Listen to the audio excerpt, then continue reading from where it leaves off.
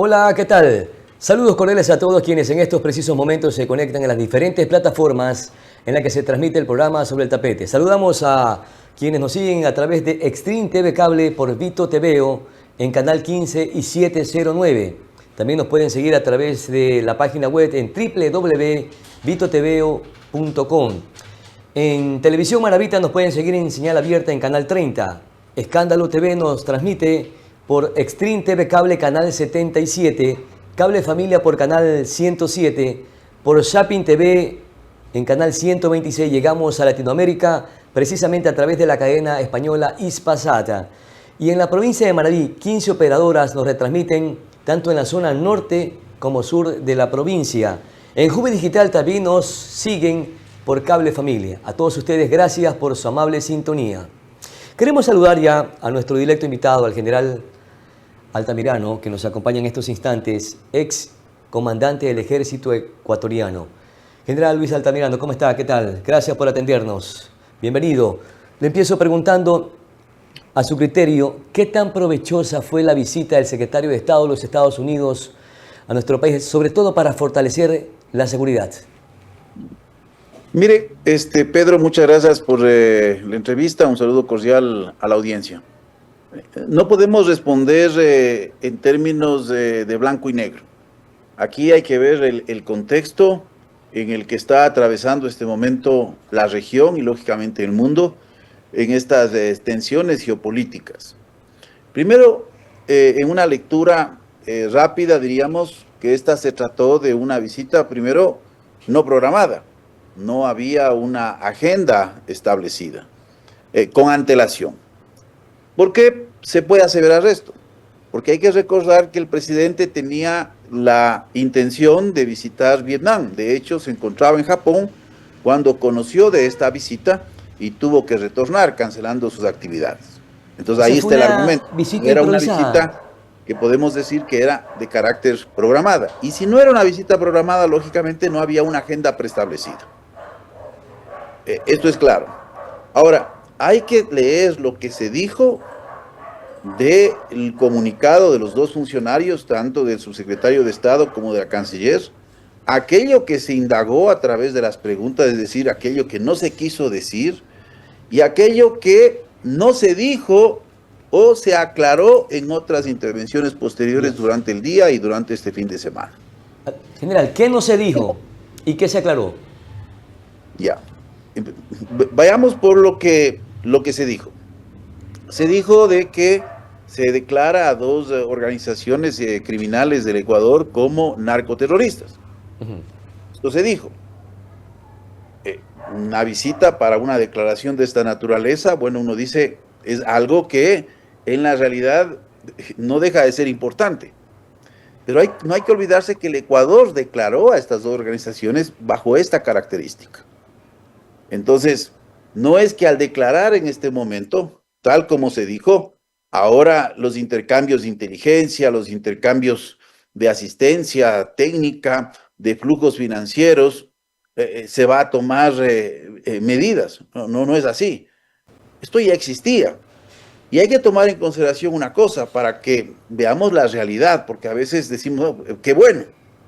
Existía, pero declarado por el gobierno nacional en territorio ecuatoriano, no en los Estados Unidos, que hoy este país también declara terroristas a estas agrupaciones. Sí, pero ¿cuáles son las implicaciones? ¿Cuáles son las implicaciones, Pedro? Lo que dicen las incidencias de connotación que esto va a tener a través del marco legal de los Estados Unidos la posibilidad de compartir información de estas organizaciones y también la incautación de flujos de activo ilegales que pertenezcan a estas estructuras en los Estados Unidos. Pero eso es bueno, almirante. Del 1 al 3% del valor que se incauta en Estados Unidos proveniente del crimen organizado es de acuerdo a los estimativos máximos y mínimos, es lo que se llega a detectar en el sistema financiero y en el comercio de los Estados Unidos. Es decir, estamos frente a un flagelo para el mundo, porque estamos viendo que es apenas del 1 al 3%, estamos diciendo de que cada $100 que se lavan en Estados Unidos, se llega a detectar entre 1 y $3. Entonces, veamos las cosas en las verdaderas dimensiones de lo que puede provocar este anuncio. Y en segundo lugar, ¿será que los choneros, será que los lobos tienen inversiones como tienen las mafias que sí están en Estados Unidos, que manejan los últimos eslabones de la entrega y distribución de droga en ese país, en donde queda la mayor cantidad de dinero? Porque no se olvide que 1 kilo de cocaína pasando la frontera estaba en el orden entre 2.000 a 2.500 dólares. En Puerto está en el orden de 3.500 dólares. General Altamirano, ¿me permite por favor precisar algunas En cosas? Estados Es decir, que Unidos, usted duda de que declarar terroristas a estas dos agrupaciones o estos dos grupos GDOs catalogados en el Ecuador como terroristas y declarados en los Estados Unidos no tendrá mayor connotación o incidencia. mire, le estoy dando datos, Pedro, no estoy haciendo una opinión simplemente de lo que yo creo. Le estoy diciendo que de la información del Departamento del Tesoro de los Estados Unidos, lo que máximo se incauta en el lavado de activos en Estados Unidos proveniente del narcotráfico y crimen organizado es el 3%. Y hay que pensar que esta es una organización de carácter local con enlaces transnacionales que están operados por estos nodos de red entre carteles y mafias, que la mayor cantidad de estos recursos se manejan en los mercados de consumo. Estamos hablando en Europa y en los Estados Unidos. Entonces hay que ver la verdadera dimensión del anuncio en términos de que esto nos va a resolver el problema. Pero si en los propios Estados Unidos usted no tiene un jefe de cartel, no tiene la cabeza de una mafia que haya caído, veamos entonces las verdaderas dimensiones. Y entonces, ¿cómo se entiende de que se haya extraditado al líder de los choneros? Mira, la extradición se dio porque hubo una captura aquí en el Ecuador, hubo una aprobación, una pregunta de referéndum, en donde se puede dar la condición de extradición, y en segundo lugar, cuando hay un proceso abierto en los Estados Unidos, se puede dar esa extradición. De hecho, la extradición se da antes de este anuncio. ¿Sí? Entonces, no tiene nada que ver con el anuncio. Eso se dijo. ¿Qué es lo que más se dijo? La entrega de un valor aproximado de 20 millones de dólares, que yo voy a aclarar esto, porque mire, porque he trabajado en esto, no le digo, yo no he leído un libro, yo conozco cómo son los procedimientos. Cuando se restablecieron relaciones con el programa de entrenamiento militar, y yo estaba en activo en ese momento, era director de educación militar conjunta, no se pudo reabrir inmediatamente ese programa, se tardó cerca de 1 año y medio porque requiere pasar un proceso con varios paquetes que tienen que ser aprobados por el Congreso de los Estados Unidos. Entonces, el ofrecimiento que hizo Marcos Rubio acá no es algo más, es parte de los acuerdos que se habían ya firmado. De estos acuerdos que se firman, las entregas no son en recursos, son en bienes y servicios. En bienes, por ejemplo, cuando hay donación de equipos. En servicios, cuando hay entrenamiento, cuando hay asistencia. En servicios, por ejemplo, lo que tenemos en este momento, el sobrevuelo de los aviones P-3 Orión, que permanecen 15 días en el Ecuador, que operan desde la base de Manta, de Guayaquil y desde Galápagos. De ahí se va descontando este valor de ayuda militar por las horas de vuelo. Entonces, no es que, mire, se hace estos anuncios porque hay que entender el manejo político que hace el gobierno de los Estados Unidos y que tiene que hacer el gobierno del Ecuador. Entonces, esto de aquí genera una pantalla realmente de cuál fue el trasfondo de una reunión, como yo le digo, no prevista, que no tenía agenda y que venía con unos puntos desde los Estados Unidos. Y este punto de los Estados Unidos es claro, y le voy a argumentar, es el asunto de la política de Estados Unidos, que no es de ahora, que viene desde hace 8 años, pero que se ha focalizado ahora, se ha profundizado, que es la contención a China. Recuerde usted que nada se dijo en la rueda de prensa sobre el asunto de la restricción del mercado chino en el Ecuador o de las relaciones comerciales. No se dijo. Argumentó que Pero no sí era se su ámbito. preguntó al presidente de la República esa misma noche en Univisión y el periodista le dijo sobre este aspecto. ¿Cuál fue la respuesta del presidente? Lastimosamente acabo de llegar, pero quisiera leerle textualmente. Pero él dijo, no se puede desarmar en un día. Esa fue la respuesta del presidente. Por eso aquí cuando se hace el análisis, hay que ver lo que se dijo, lo que no se dijo, en qué momento se dijo. Es claro que la política de los Estados Unidos en la región es evitar los relacionamientos crecientes con China, en esta contención que hace los Estados Unidos, como parte de la misma está esta guerra comercial. Entonces, ese es uno de ¿Usted los cree elementos, entonces yo diría, que ese el fue el punto elemento central central. de esta reunión o de esta visita del secretario de Estado de los Estados Unidos más se centró en solicitarle de manera velada o no que se aleje de China? A cambio de ello, entregan estos primeros aportes o estos aportes subsiguientes para enfrentar la inseguridad que atraviesa el país. Lo que hace los Estados Unidos es decirle, mire, tenemos firmado este paquete porque, mire, el sistema para asignación de recursos de los programas de Foreign Military Sales, los programas IMET de Military Training, no se hacen en una semana. Los montos son aprobados por el Congreso de los Estados Unidos. Estos montos ya están aprobados en la ayuda al Ecuador, que no es mucha, pero esa ayuda uno no puede decir, es que nos tienen que dar más. Esas son las medidas que tiene los Estados Unidos en este sobrecarga que tiene con una presencia en el mundo, con una serie de problemas geopolíticos, geoestratégicos, de diverso peso y prioridad para ellos. Entonces dice, bueno, ese es el paquete de ayuda. Lo que sí Mire, puede mi hacer los querido Estados Unidos, general, ¿me permite mire, por favor leer algo que me parece sumamente importante? Y esto me facilitó este dato el experto en seguridad Hugo Acero, experto colombiano, quien también ha conversado y permanentemente conversa con este espacio de opinión. Se refiere a un informe que se ha revelado, un informe de inteligencia que se ha revelado y está en poder de la LAW. Y dice, la expansión de la Junta de Narcotráfico.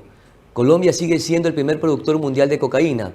Ecuador sería el principal centro de despacho de esta droga. España es uno de los mayores centros logísticos de entrada y país bisagra en el tránsito y distribución, donde confluyen múltiples organizaciones criminales transnacionales. Dice el documento, en el caso de Ecuador, se conoce que Yika Dritan, ojalá que haya pronunciado bien, ciudadano albanés y capturado este año en Abu Dhabi, habría sido el responsable de articular el tráfico de cocaína proveniente de Colombia hacia Ecuador para posteriormente enviar a Europa. Y dice el informe que esto incidiría para que se incrementen los homicidios en Colombia y en la región. ¿Cuál es su criterio alrededor de este valiosísimo documento? mire, hay que tomar en consideración que existen tres rutas primarias del narcotráfico en nuestra región. La una es la del Pacífico, en donde compartimos con Colombia y lógicamente nuestro país. Nuestro país tiene el gran atractivo especialmente para la contaminación de carga marítima, porque el Ecuador, en su complejo de puertos, tiene una capacidad logística en términos de TDUs, que es la medida de los containers de 20 pies que se calcula, muy superior a lo que tiene Colombia en el Pacífico. Colombia tiene un solo puerto de gran porte, que es el puerto de Buenaventura. Y nosotros aquí tenemos una producción que requiere tratamiento ágil en puerto, porque está ligado a productos agroindustriales que no pueden esperar. Usted no puede tener un container de banano un mes, pero en el puerto de Buenaventura usted puede tener un container de teca 2 meses, sin ningún problema. Entonces hay que ver estas diferencias. Entonces nosotros estamos sobre todo ligados a estas debilidades, ya vemos así, por la naturaleza de nuestro producto y por la gran cantidad de puertos. En Colombia no existe la cultura de la pesca del atún, e inclusive por condiciones hasta de carácter climático, e inclusive por condiciones culinarias de dieta colombiana. Es increíble, usted tiene pesqueras colombianas que operan en el Ecuador, pero que no operan en Colombia. El Pacífico colombiano alberga el 2% de la población de Colombia. ¿Cuánto alberga nuestra costa en términos poblacionales? Seguramente alberga más de la mitad de la población del Ecuador.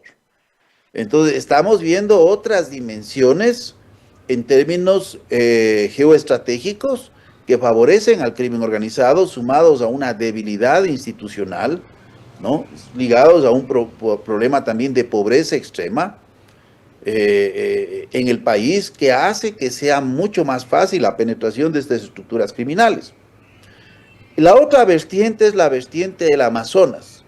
Esta vertiente del Amazonas tiene conexión especialmente con Brasil. No hay que olvidarse el gran comercio que tiene Brasil en el mundo y que también se utiliza para la contaminación, especialmente a través de la soya, que es uno de los productos agrícolas primarios de exportación de Brasil, con otros productos lógicamente manufacturados, entre electrónicos, acero, etcétera, etcétera.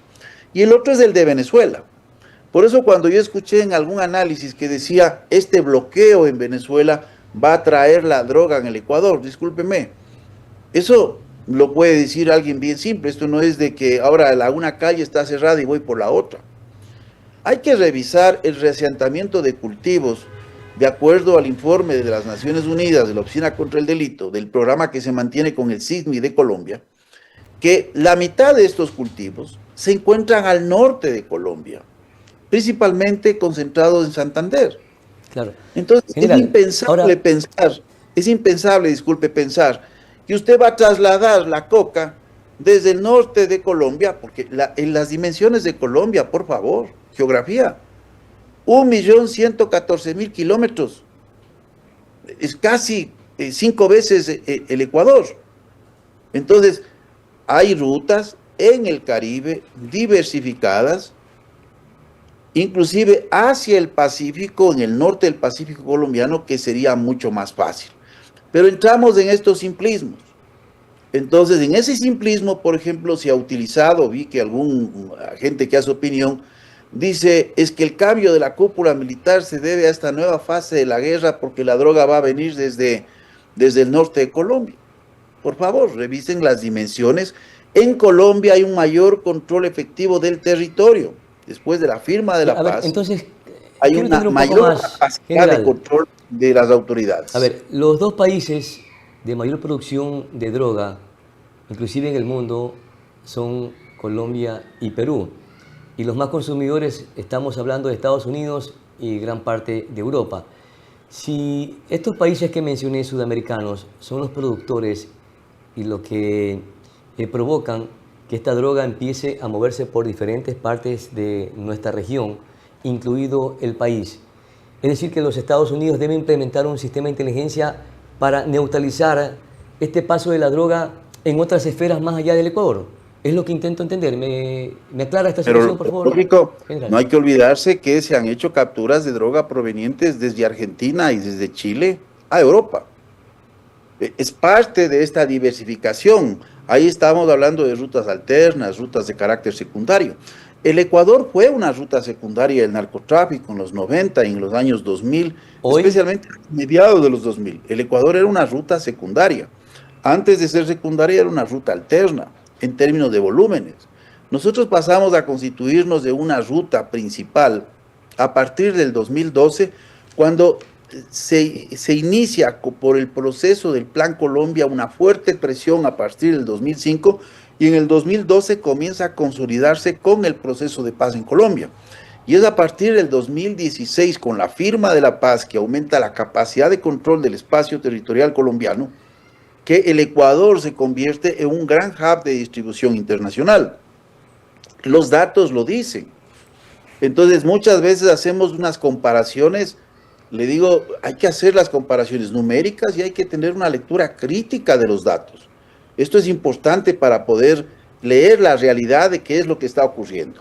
hay una realidad también que es bien cruda, que nosotros, me refiero a las policías y los militares, el gobierno nacional, no está en las condiciones suficientes para combatir a estas mafias delincuenciales que tienen secuestrado al país. Se requiere de cooperación internacional. Que el secretario de Estado de los Estados Unidos haya anunciado que existe la posibilidad, la apertura para que se instale en territorio ecuatoriano, en suelo ecuatoriano, una base norteamericana, será importante para neutralizar el paso de la droga a nuestro país y neutralizar también a los brazos violentos de estos carteles. Pero los Estados Unidos saben muy bien la gran dificultad que es la detección de trazas aéreas y de la exploración aeromarítima y los costos y beneficios que esto trae. Hay estudios que hablan sobre la optimización del efecto embudo. Es decir, ¿dónde es más fácil recoger el agua? No digamos, en la parte superior del embudo, sino hacia su llegada. La diversificación de rutas que existen, inclusive a través de las Galápagos, hace que los costos y el nivel de efectividad sean altos.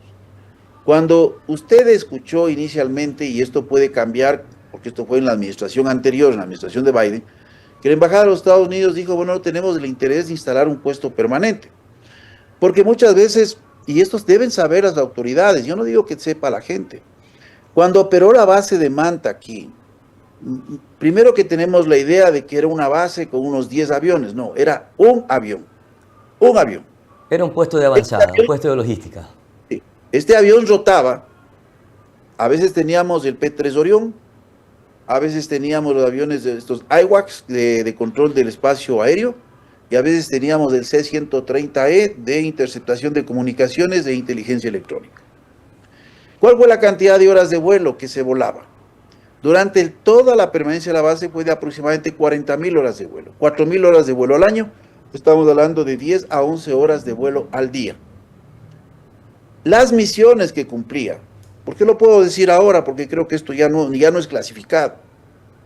Las misiones que se cumplían, el 30% de las horas de vuelo estaban destinadas a la jurisdicción ecuatoriana y el 70% estuvo destinada a la jurisdicción colombiana. Esa es la realidad. ¿Por qué cuando llega a la base usted tiene un crecimiento en relación al año anterior? Hay algunas explicaciones, pero ¿por qué ese crecimiento es igual a lo que se capturó en 2008, digamos de 1998? Después hay un decrecimiento, inclusive las capturas más bajas que tuvo el Ecuador se dio en el segundo, tercero, cuarto y quinto año de permanencia de la base. Pero después tenemos un pico, y ese pico es coincidente con la diversificación de las rutas y los procesos judiciales. Yo no lo analizo en mi libro. O sea, hay que analizar datos, hay que analizar hechos. Y posteriormente tenemos un decrecimiento de 30 toneladas entre el 2006, 2007, 2008 promedio. Y en el 2009, el último año de permanencia de la base, se alcanzó un récord de 61.8. Por eso es cuando usted hace anuncios, es fácil decir, bueno, cuando estuvo la base de Manta se aumentó el 500% la captura de droga. Bueno, este periodista que sacó ese titular no sabe de estadística. Tiene que leer la serie en el tiempo. Usted no toma el último valor y el primer valor, o el valor anterior a la serie. Hay que tomar en cuenta que existieron altos y bajos. Y a partir de ahí comienza a haber una tendencia de incremento. Y es una tendencia de incremento vinculado con las operaciones del Plan Colombia y posteriormente vinculado al proceso de paz, porque hay que ver los niveles de cultivo. ¿Cuáles eran los niveles de cultivo que inicia Uribe, que termina con cerca de 62.000, 68.000, pero que en el gobierno de Santos termina con 160.000 hectáreas? Y en el gobierno de Duque se termina con 230.000 hectáreas. Y en el gobierno de Petro en este momento se habla que posiblemente está hablando de 270.000 hectáreas. O sea, hay un crecimiento. A este crecimiento aumentó la producción. ¿Por qué aumentó la producción? Si hubo un reasentamiento de cultivos. Cuando usted revisa los mapas del CIMIC, los cultivos de coca ya no están donde estaban en el 2014, por lo menos los que estaban en el centro de Colombia y hacia el Caquetá, hacia la parte oriental. Están en la frontera con el Ecuador y están en la frontera con Venezuela. Porque ya no hay esta guerrilla que tenía dominio territorial. Y esa dinámica de reasentamiento de los cultivos se provocó precisamente por ese trabajo que realizó el FOL en aquellos tiempos y que presionó a los productores de droga o de cocaína No, porque el para que reasentamiento empiecen de a buscar otros cultivos, espacios.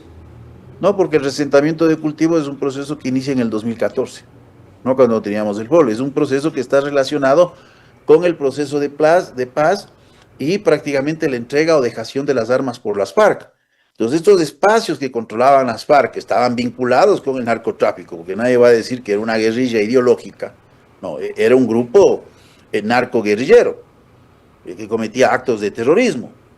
Pero este grupo, el momento que deja las armas, quita un peso al Estado colombiano por la problemática de tener que enfrentar a más de 12.800 combatientes, más las estructuras subterráneas que estaban por detrás, y hace que los cultivos progresivamente se vayan reasentando en otras zonas. En Colombia, que es impresionante, las zonas están en Nariño, colindante con el Ecuador, está en el Cauca, en el Chocó. Mire usted, por eso le digo, ¿cuál es la población colombiana en ¿Y el cómo Pacífico? podemos combatir entonces ese 2% asentamiento que de está la en población. zona fronteriza? 2%. En la costa colombiana, que es una extensión similar a la costa ecuatoriana, se asienta el 2% de la población. Estamos hablando cerca de 1 millón de personas en toda la costa. Por eso usted no tiene grandes ciudades en el sector del Pacífico Sí, colombiano. pero es una población menor en comparación a la población integral o general. Sin embargo, están provocando actos de violencia Porque hay que ver las y estas condiciones estructuras geográficas criminales se del siguen área. apoderando de nuestra sociedad y están penetrando inclusive varias Las instancias condiciones geográficas del aparato las condiciones estatal. geográficas de la costa colombiana al norte son selváticas. Es otro tipo de costas de menor movilidad. La calidad y cantidad de vías hacia el Pacífico colombiano es muy inferior a la conectividad que tenemos de un país que se conoce como bicéfalo. El nuestro es un país bicéfalo porque a la final tenemos dos grandes centros económicos y políticos, que es Quito y Guayaquil. Entonces la conectividad hacia la costa y la vinculación con productos de exportación, porque somos primarios en la exportación de banano, de cacao, de otros productos que se han diversificado, requiere de puertos y están ligados en las zonas costeras. Entonces todo esto tiene una dinámica, a veces queremos dar Y ahí es explicaciones. una gran debilidad que no estamos haciendo controles ni en puertos, ni en aeropuertos, ni también en zonas fronterizas, porque carecemos de la tecnología, del servicio de inteligencia y contrainteligencia. ¿Será ese el problema acaso? Es un problema, porque mire, usted tiene una profunda debilidad en los sistemas de control. Es muy difícil. Imagínense la frontera Estados Unidos-México. Tuve la oportunidad de hacer una pasantía, le digo, cuando estaba en el grado de coronel, era director del Centro de Análisis Estratégico de la Dirección de Inteligencia, y conocer el funcionamiento. Son más de 70.000 camiones que pasan en la frontera de México todos los días. Pero mire usted el sistema que tienen con corresponsabilidad de las empresas. Aquí no hay ninguna corresponsabilidad de las empresas. En Perfecto. México, General Luis sí, Altamirano, le quedo sumamente agradecido. Lamentablemente el tiempo se nos fue. De acuerdo a la descripción que usted nos ha hecho con data inclusive, el aporte que realiza los Estados Unidos a nuestro país para combatir, o los aportes que viene realizando para combatir la inseguridad y los alcances de las estructuras criminales es casi nada para lo gigante de lo que significa este negocio que es un monstruo. Por tanto, debemos de seguir buscando cooperación internacional con los Estados Unidos, con otros países, inclusive hacer un trabajo entre países, Perú, Colombia y Ecuador. No sé de qué manera podamos también insertar pero a permítame Venezuela. una reflexión final. Sí, por La favor. cooperación internacional es importante, no se puede desconocer. Pero cuando Pero es nosotros mínima. vemos los dos casos que han existido en el Plan Mérida de México y en el Plan Colombia, la mayor carga la puso la nación receptora. Entonces hay que hacer buen uso de los recursos que se tienen. La recaudación del IVA el año anterior estuvo en 750 millones de dólares. Este año estará ese 3%, algo del 3% adicional. Estará en el orden de 1.455 millones de dólares. Hay que hacer buen uso. El Perfecto. problema es que en este momento hay problemas de movilidad, de desplazamiento en Fuerzas Armadas. Le digo, un avión Super Tucano de 17 están volando. No hay helicópteros pesados en el ejército. Tenemos graves problemas logísticos. La pregunta es, ¿dónde están estos recursos? Muy bien, con esa reflexión importante prácticamente estamos llegando a la parte final. General Luis Altamirano, ex comandante del Ejército Ecuatoriano, muchísimas gracias por sus valiosísimos aportes en este tema que es cada vez más complejo, delicado y grave para el país.